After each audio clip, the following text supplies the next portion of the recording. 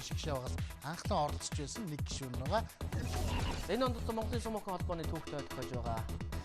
Ер нь одоо бидний үеийнхэн одоо маш үеийнхэн Монголын Сумокон холбооны ерөнхий саналсан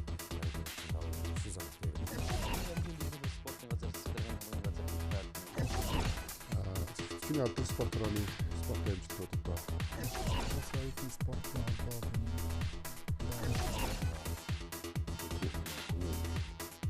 Өндөрөө гарын цэцний техникийн хаалтаараа шахалтараад 24 эрхэм үзэгчтэй та бүхэн амралтаа тухта сайхан өнгөрүүлж байна. Монголын үндэсний олон нийтийн радио телевиз MNB спорт сууг үзэгч та бүхэндээ спортын онцлог зочин нэвтрүүлгээ хүргэж байна. Энэ удаа оюуны спорт их шатрын спортын хүн зочноор оролцож байна. Оюуны спорт шатрын Чингис хаан гэдэг клубыг Монгол орондоо анхных нь Америкийн нэгдсэн улсад байгуулж байсан оюуны спортын төлөө хүчин зүтгэж байгаа манай шатрын зүтгэлтэн Баяраа маань оролцож байна. За та ер нь анх Чингис клуб гэдэг одоо Монголдо төдийгүй дэлхийд мэдэх болсон байна л да. Олон улсын зэрэглэлийн томоохон тэмцээн уралдааны зохиолоо хүүхэд багчууд таны шавнар ч гэсэн одоо шилдэг амжилтуудыг үзүүлж байна. Яагаад ийм Чингис гэдэг шатрын клубыг байгуулахаар шийдсэн талаас яриа эхэллээ. За 2014 онд Америк нэгдсэн улсад бол клубаа байгуулсан, анх байгуулсан. Тэгээд одоо 2017 онд Монголдо ирээд клубийнхаа нэг салбарыг өөрийнхөө Чингис клубээр энэ клубээ нээсэн юм аа. Яагаад байгуулсан гэхлээр бол одоо аав маань одоо Америк нэгдсэн улсад байхдаа за Монгол хүн гадаадад шатрын клуб нээж байгаа юм чинь чи Чингис гээд нэр өгөө. Монгол хүн байна чи энэ нэр хүндийг өндөрт яваараа, авч яваараа гэд. Тэгээ би клубээ байгуулаад тэнцээ 3 удаа олон улсын чанартай Аз зэрэглэлийн тэмцээнийг зохион байгуулсан. Тэгээ Монголдо ирээд энэ их гадаадад энэ их шатрын хөгжил дэвшил явж байгаа тохиолдолд энэ манай Монголд энийг бол хүүхд залуучдын оюуны спортод маш зөв зөвтэй одоо хичээлүүлэх ийм сайхан сэтгэлээрээ Монголдо ирээд клубээ байгуулад одоо 2 жил ажиллаад явж байна. Чингис шатрын клуб гэдээ ярихаар одоо манай шатарчид шатар сонгогчд хоорондоо ярьдаг. Яг олон улсын жишг шатрын клуб болсон гэдэг. Клубын талаараас ярихгүй Монголдо байгуулсан талаараа бас Америкт анх байгуулж ирсэн орчныхаа талаар. Тий. Одоо ингээд би одоо Америкийн нэгдсэн улсад байхдаа бол ер нь бол энэ клубүүдийн ямар хэмжээнд байдаг вэ? Яаж клубүүд тэмцээн уралдаанд тэмцээнээ яаж зохион байгуулдаг? Энэ стандарт гэж нэг одоо клуб ямар байх ёстой гэсэн тийм анханасаа мэдээлэлүүд аваад тэгээд энэ яг Монгол улсад шинэ стандартаар шинэ тоглог Монголын одоо шилдэг клуб болохын төлөө ажиллаж байгаа. Нодлон жил их би Монголын шилдэг клубаар шалгарсанд бас их баяртай байгаа. Энэ холбоонд бас тий энэ ташрамд хэлэхэд бол бас баярлсан талархснаа илэрхийлж байгаа юм. За хэдий гаднаас ирээд өөртөө клуб байгуулаад ажилласан ч гэсэн бас Монголдо бас шилдгээр шалгарсан. Шилдгээр шалгарсан. Хан уул хатан туулын ирэг дээр клуб нь байгуулагдаад одоо бид бол мэдээ очиж авдаг л да. Клуб бол тогтоо тухтай орчинтой. Тэгэд өнгөрсөн жил бүр маш өндөр зэрэглэлийн чансаа өндөртөө шатарч дэрсэн нэг тэмцээний зохион байгуулж мэдээллүүд нь явсан. Энэ бол одоо шатар сонгогчдын төдийгүй спорт сонгогчдын анхаарлыг татсан. Энэ тэмцээний гадлаар ер нь Чингис клубын зохион байгуулж байгаа тэмцээнүүдийн талаар таас яриа. Энэ Чингис Invitational гэдэг урилгаар орж ирдэг тэмцээн байгаа. Хамгийн гол нь тэмцээнүүдийн тойргийн 10 хүн тойргоор тоглосон. Энэ тоглолтод бол юу вэ гэхээр хамгийн гол нь манайх Америкаас 2 тамирчин, Азербайджанаас 2 тамирчин, Энтхээс 1 тамирчин, Оросоос 2 тамирчин, манай Монголын 3 шилдэг гэсэн тамирчин орсон байгаа. Энэ тэмцээн юугаар ялгаатай гэхээр 2550 А зэрэглэлийн 550 рейтинг нь болохоор тийм average рейтинг байх хэвээр дундаж рейтинг гэсэн. Тэр рейтингтэй тэмцээнийг Монголд зохионоо гэдэг маань өсөх ирээдүйтэй тамирчдад бол маш их одоо нүдийн нээж өгсөн тэмцээн болсон бахаа гэж би найдаж байгаа тий. Таны яриад дундаас би бас нэг зүйлийг онцлоод байгаа юм л та. Мэргэжлийн өндөр түвшний шатарчид бэлтгэхээс гадна шатар гэдэг нь агуу оюуны олон зуун жилийн түүхтэй спортоор хүүхэд багчуудыг хүмүүлэх нь бас шатрын гол онцлог байдаг юм а. Энийг бол би багш нараас маш сайн ойлгосон. Гадаад байхдаа ч гэсэн сайн мэдсэн. Энэ тал дээр таны бодлыг сонс. Тийм би одоо багасаа шатар тоглож байсан. Одоо хөдөлмөр нийгэмлэг одоо хүүхдийн ордон тэгээд одоо үндэсний мэдээ сургууль шатрын дасгалжуулагч ангиар төгссөн. Би нэмрийн багш шатрын дасгалжуулагч. Тэгээд энд бол манай 5 сургуулийн багш ингээд багш нар болон одоо өөрөө доороос нь ингээд бүр багаасаа тоглосон шатрын 2 дугаар зэрэгтэй байгаа. Тэгээ ер нь шатарт энэ хайртай болсноороо бол энэ одоо үр хүүхдүүд маань тоглож байна. Тэгэхээр одоо энэ өсвөрийн тамирчдыг дэмжих одоо энэ манай клуб маань 2 жилдээ 250 гаруй хүүхдүүдийг одоо ингээд анхан одоо шинжлэх ухааны үндсэлтэйгээр зааж эхлээд шатрыг дуртай болгох талаас нь ингээд зааж эхлээд байгаа. Тэр дундаасаа манайх одоо өөрийн гэсэн гарч ирсэн хүүхдүүдтэйгээр мэрэгжлийн төвсөнд бэлдэх. Энэ дээр бас давхар ажиллаж байгаа. Манай клуб бол одоо 250 хүүхд тасалж ууснаас гадна үн төлбөргүй шилдэг хүүхдүүдийг ивент итгэдэг, тамирчдыг ивент итгэдэг. Одоо манай клубд бол их мастер Бачулуун, олон улсын хэмжээний мастер одоо Бэлгүүн тамирч нар явж байгаа. Их олон багш тасалжуулагч багаар ажиллаж байгаа гэдэгт бол би их бахархаж явж байгаа юм бол. Тэгээ энэ бүгдөө энэ бүх их спортыг хөгжүүлэхийн тулд бол бид нар бүгдөө өсвөр насныхыг маш анхаарах хэрэгтэй гэдэг юм а гэдгийг би ойлгоод байгаа юм. Өсөх ирээдүйтэй тамирчныг болоо тий хөгжүүлэхэд л хамгийн гол чухал хэрэг болох гэсэн. Монголын ирээдүг л. Тийм, Монголын ирээдүг. Яваад очиход дөрөв хүүхдүүд байж байгаа. Бас нэг зүйлийг бас энд онцлох хэрэгтэй. Үзэгчид ч гэсэн бас спорт сонирхчдын дунд нэлээд том дуулан шуугаан зэгдээсэн анхлан оюуны спортыг үнэлж одоо их мастер Бачулуунд сарын 5 сая төгрөгийн цалин олгож энэ клубийнхаа гол багшаар тэгээ супер мастер болоход дэмжлэг үзүүлж ажиллана гэдэг. Энэ бол одоо маш нэр хүндтэй мэдээлэл байсан. Үзэгчид ч гэсэн маш зөв хүлээж авсан. Оюуны спортыг ямар мундаг үнэлвэ гэд энэ дээр яг ийм үнэлэмжийг бий болгоё гэж та өөрөө шансаа тогтоё гэж бодсон байна. Ер нь бол одоо оюуны спортоор хичээлж байгаа, дасгалжуулж байгаа, хөдөлмөрлөж байгаа бүх залуучуудыг дэмжих хэрэгтэй байна. Ялангуяа одоо их мастер Бачулуун маань бол одоо яг 5 сая төгрөгийн цалин гэхээсээ одоо бэлэг талаасаа эхлээ яг одоо 2 сая төгрөгийн цалинтай ажиллаж байгаа. Тэгээд өөрийн гарын бэлэг гэдэг маань нэгсэн урамшуулах, өөрийн зүгээс дэмжих тэр утгаараа ингэж 360 сая төгрөгийн 6 жилийн гэрээ хийсэн байна. Яагаад ингэж ийм ихлээрээ өсөх ирээдүйтэй тамирчин болоод ийм мундаг шилдэг гавьяа тамирчин болоод ингээд амьдралынх нь баталгаа болж ирж байгаа байхгүй юу энэ нэгсэндээ. Тэгээд одоо манай Монгол улс бол төрөөс маш том дэмжлэг үзүүлж иж оюуны спортыг хөгжүүлснээрээ ирээдүйд зөв бодолтой, зөв ухаантай, зөв улс төрийн хүмүүжлэлтэй их орондоо хайртай тийм сайхан хүүхдүүдийг гаргаж төрүүлж ирэхэд оюуны спорт бол чухал үүрэг гүйцэтгэх гэдэг бол би өөрөө бол мэдрээд би өөрөө шатрын спортоор хүмүүжигдсэн. Би шатраар хайртай, би шатарт өртөө гэж өөрийгөө бодож явдаг. Тэгээд би энэ гадаадад маш их олон жил бизнес хийсэн, Америк нэгдсэн улс бизнес хийсэн. Одоо Солонгост байсан. Одоо Англид аяг тавга угаажила, Солонгост давааны үйлдвэрт ажиллаж ийла, Монголдо бизнес хийж ийла, Канадад одоо ажиллаж амьдарч те ингэж явсныхаа хувьд бол бид нар бол одоо бидний үеийн залуучууд сэтгэл гаргаад хамтраад ив нэгтэй байх нь хамгийн чухал юм байнамаа. Дасгалжуулагч нараа ив нэгтэй, клубүүд ив нэгтэй, орон нутгууд ив нэгтэй энэ ив нэгдлийг бариад энэ дээрс л бүх тамирчдыг нэгдэхийн тулд эхний урай лоозон стандартыг тогтоогоод байгаа байхгүй юу? Ер нь бол тий. Стандартыг л тогтоогоод байгаа тий. Та нэг зүйлийг бас яг клуб дээр очихоор онцлоод байдаг. Одоо ажиллаж байгаа залуучуудтай жилд хүн бүр орж ирэхэд тухтай цэвэрхэн орчин байлга. Хоёрдугаар шатар маш сайхан зэгцтэй өргөцсөн байх хэрэгтэй.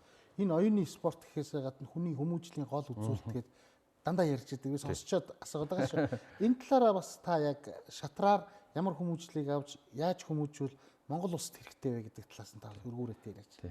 Би одоо яг өөрийгөө дөнгөж сая хэлчлээ л дээ тий. Би шатраар ингээ хүмүүжигдсэн гэдэг байгаа шүү дээ. Би яагаад шатраар хүмүүжсэн гэхлээр хүн шатаа сууж сурдаг. Тэгээд бодож сурдаг. Хувилбар хожигдож сурна гэдэг чинь маш том юу байгаа. Спортын гол онцлог байгаа. Тэгээ энд чинь бас урлаг байгаа. Яагаад тэгэхээр тэр бодоод өөрийнхөө ухааныг сориод хүнийг хожигдно гэдэг маань бас тэр чинь бас тэндээсээ сургамж аавна. Энэ бол айгүй том хүмүүжлийн энгийн дээр үед бид нар чинь зүр цэцүүгээр хүмүүжигддэг байлаа шүү дээ. Зүр цэцүү. Тий, хүнийг загнах биш, хүнийг яах биш, ухаанаар харьцуулж хариулдаг. Тэгэхээр шатар гэдэг маань хүүхд өсвөр наснд бол яг тэр өгж идэг юмыг дистратаад бодож сургана. Яг тэгээд энэ бол сургалтын системд бол зайлшгүй байх ёстой нэг спортын нэг гэж би боддог юм аа. энийг шинжлэх ухааны үндэстэй нэг хөгжүүлээд дуртай болгоод тэр дундаас нь харин тэрийг хүүхдүүдийг гаргах нь их зүйтэй юм болов. Тийм учраас би тал талаас орох гэж үзсэн. Анхан шат, дунд шат, одоо үнцгий энэ юунуудаар бол айгүйх ажиллаж байгаа. Алдаа оноо бол байгаа. Эндээс бол суралцах юм бол манай багш нар, дасгалжуулагч нар хамтарч ажиллаж ивтэй байгаасаа гэдгийг өрөө тавьж байна. Таны одоо яг энэ дөнгөж сая ярьсан хүүхдүүдэд бас гарын авлага багш нар орчноос гадна шинжлэх ухаан гэж ирлээ.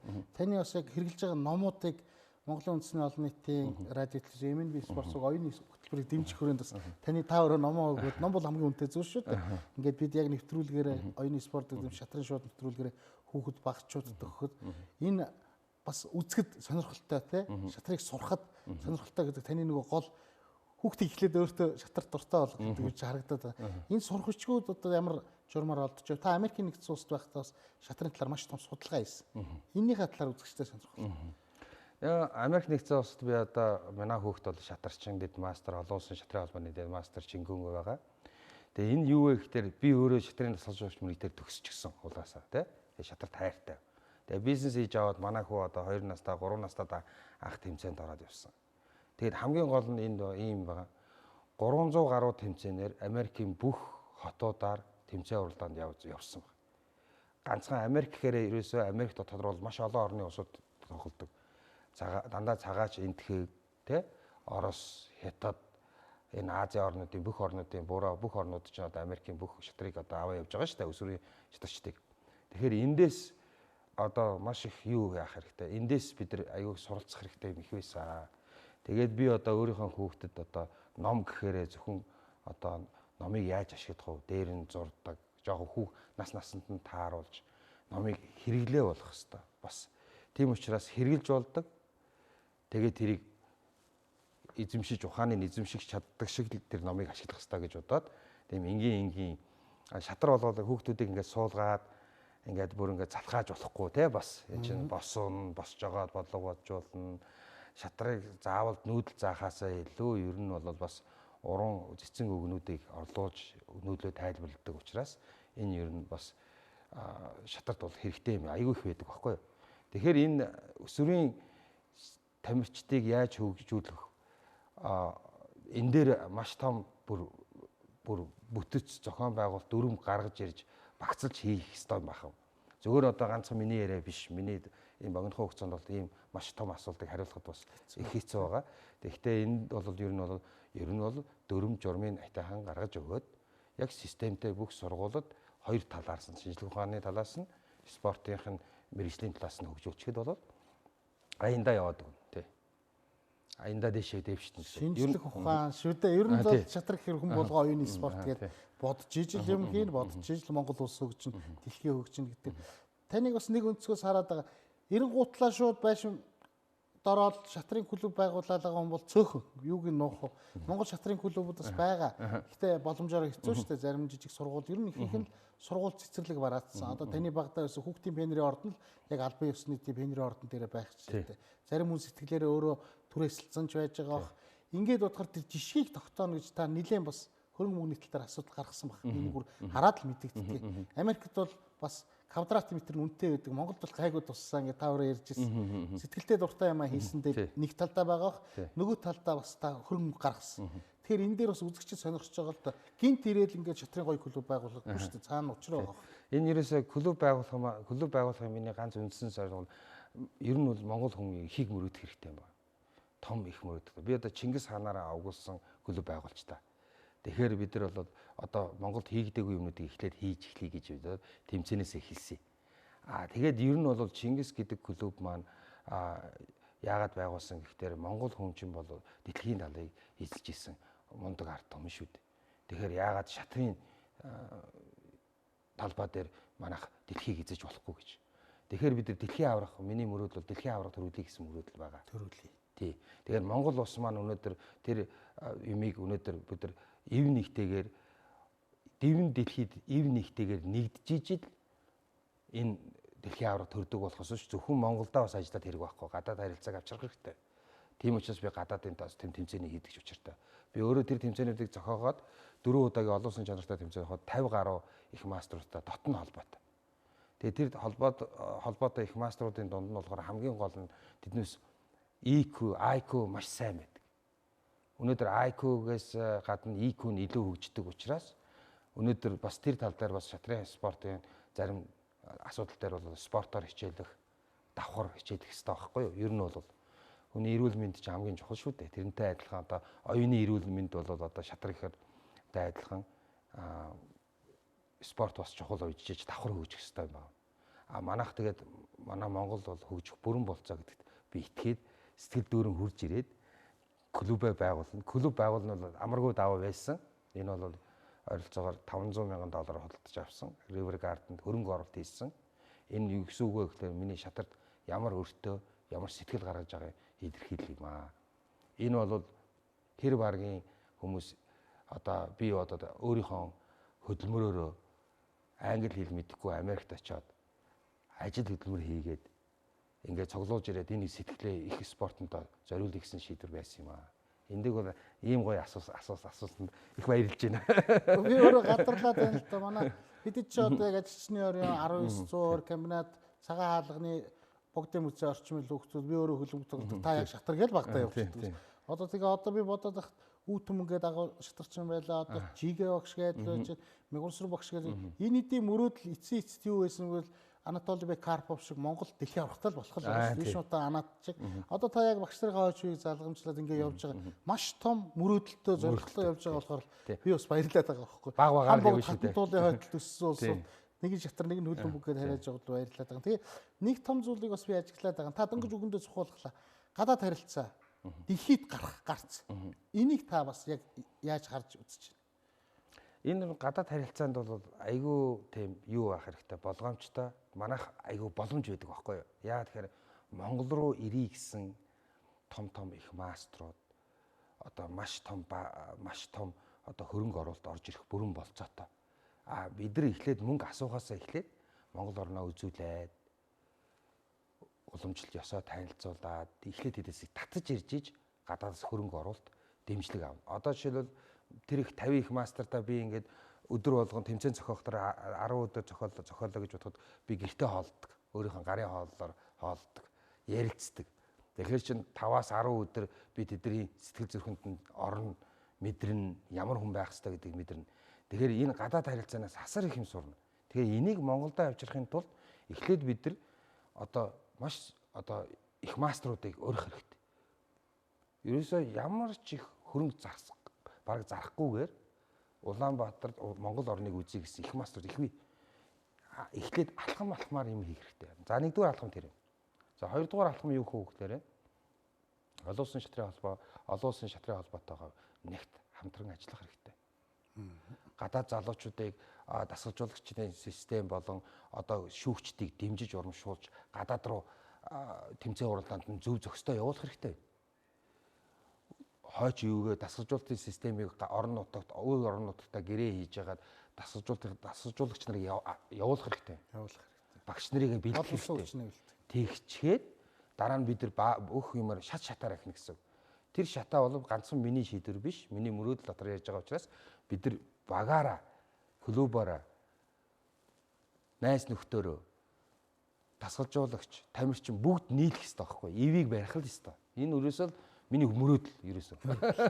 За баярлалаа. Ингээд бидний ярилцах хугацаа 20 минут. Нэвтрүүлэг маань өндөрлж байна. Их хаан Чингис хаанаараа нэрлэгдсэн оюуны их спорт шатрын клубыг үүсгэн байгуулагч Баяраа маань хүрэлцэн ирлээ. Монгол улсаас бүгдлөөрөө олимпик дэлхийн аврагтай болох гэсэн гэж мөрөөддөг болсон үед олимпик дэлхийн авраг жуудаа боксер төрсөн. Одоо тэгвэл оюуны спорт шатар дэлхийн тэргүүлэх оюуны спортоос дэлхийн авраг төрүүлэх гэсэн мөрөөдөлтөө Монгол орноо дэлхийд таниулах гэсэн мөрөөдөлтөө энэ сайхан залуугийн ярилцлагыг үзэгч та бүхэндээ хүргэлээ. Ингээд оюуны спорт Мандан Бадраг, монголчууд Мандан Бадраг, Чингис хаан шатрын клубын тамирчид, Монголын шатарч дэлхийд морлон гарч ирж гийгүүлж Монгол түмэндээ дэлхийн аваргын ноён өргөлийг төрүүлэх болтгоо танд ирээ да. Баярлалаа.